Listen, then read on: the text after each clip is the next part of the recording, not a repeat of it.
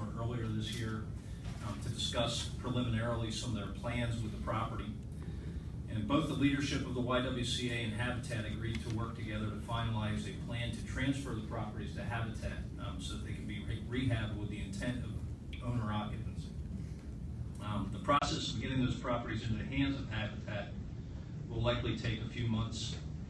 And as part of this process, eventually there will be a formal request asking that all back taxes and fees owed are waived so the transfer of the properties can occur. With this in mind, the YWCA has expressed an interest in having me ask Council to consider suspending our current collection efforts for the back taxes so that the fees stop accumulating. I'll be forwarding the same request to the school district and asking the authority to do the same. So I would ask Council to consider that in their deliberations. Just on the topic of land banking, as many know, that land banking is a tool that can be used to facilitate return of vacant property, blighted properties, abandoned properties, and tax delinquent properties to productive use. Land banking is used to combat community deterioration, and it's with the intent of stabilize the housing market and strengthening the borough's tax base.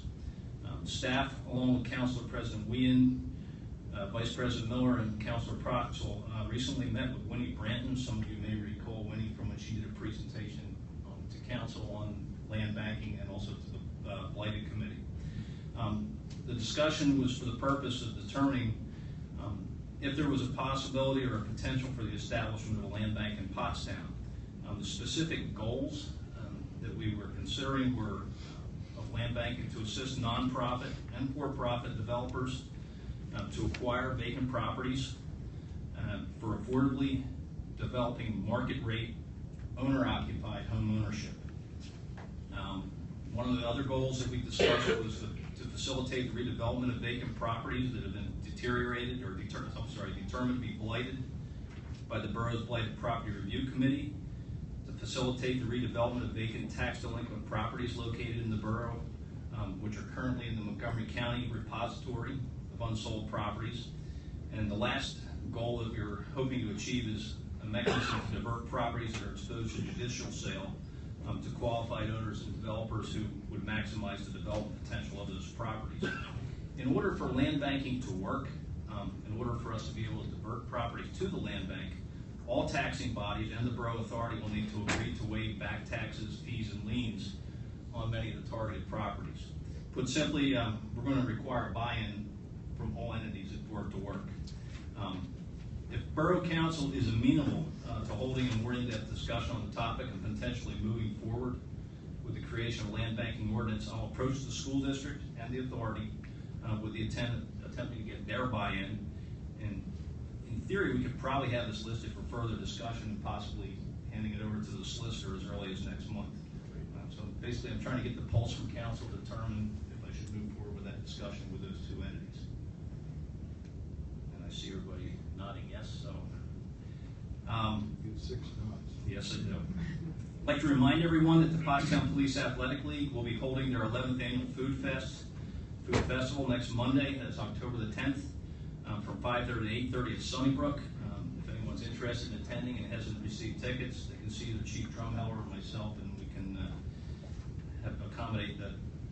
Also, don't forget that the Halloween parade is scheduled for next Tuesday, October the 25th at 7 p.m. And a reminder that next Monday, the 11th, the same day as the Food Fest, is Columbus Day, and Borough Hall will be closed. A reminder that your next regular council meeting will be held on Tuesday evening at 7 p.m. If you're here Monday night, the doors will be locked. The last topic I want to talk about is about the 2017 budget. Borough staff has been working on the 2017 annual budget over the past couple of months, and this evening the Finance Committee was provided with a budget draft. When we began the process, the delta between the funds that were needed versus the funds that we have available exceeded $1.2 million, and on first blush, 6 of our 17 fund balances were in the negative. Much time and effort has been spent refining the projected budget and cutting costs where possible. And as a result, we were able to balance all the funds with one exception, yes, the general fund, where the fund balance is in deficit to the amount of $380,657. The most significant factor when we factors causing the deficit is, quite frankly, the shrinking tax base of the borough. This is largely a result of property reassessments and to a lesser degree as a result of properties being granted nonprofit property tax exemptions. Frustratingly, we were on track to see growth in our tax base this year. If you all recall the chart that you get in your budget that shows the downward trend. Earlier this year, the chart was inching upward. We were seeing an increase in our tax base, but as a result of many property reassessments that have occurred in the last month, our tax base is on the downward trend still. I understand the reasoning behind property owners making application for reassessment, but in the end, I'm not really sure if there's a clear understanding of the effect that reassessment has on the borough's ability to provide basic services to our community. The second, probably the most significant factor in the deficit are the rising costs of health care. And although we don't have final 2017 numbers from our health care provider, we've been told that preliminarily we can anticipate a cost increase of approximately 20%. We're still exploring possible plan design changes and or carrier changes to cut those costs before the end of the year. So more on that at a later time. The preliminary draft of the budget was developed with a projection of 15% healthcare costs, an increase in healthcare costs. It's certainly our hope that we land well short of that number, but frankly, given the current trends, I'm not holding my breath. The third most significant reason for the deficit are the rising costs of doing business. The borough, as a government entity, is in the same boat as every other business, every other person across our country. Our expenses go up because the cost of everything around us is rising. Salaries, our staff salaries, the salaries of our contractors, of our vendors, fuel costs, equipment costs, and costs for parts and materials, maintenance costs, governmental and service fees, other insurances. We could go on. We all know the list is huge. The $380,657 deficit Fund 1 represents an increase of 4.87% over this year's budget. For the property owner with an assessed value of $85,000 in their property, that would represent, currently we're in a deficit of 41.43 cents per assessed property. Interestingly, the total amount of this year's budget draft is $500,000 less than the budget draft for the year we're in. So 2017 is proposed budget of $500,000 less than this year's budget. It's $1 million less than our 2015 budget. So we've heard do more with less. We've been doing that.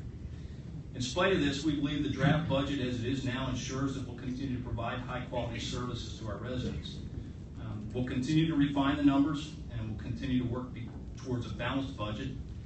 But I believe that other than some possible savings if we're successful in driving the healthcare percentages down, we come pretty darn close to reaching the point where there's not a lot more room to shave. And with all this information in mind, I would welcome from councilors any suggestions that you may have to help us figure out how to shave off that final $380,657.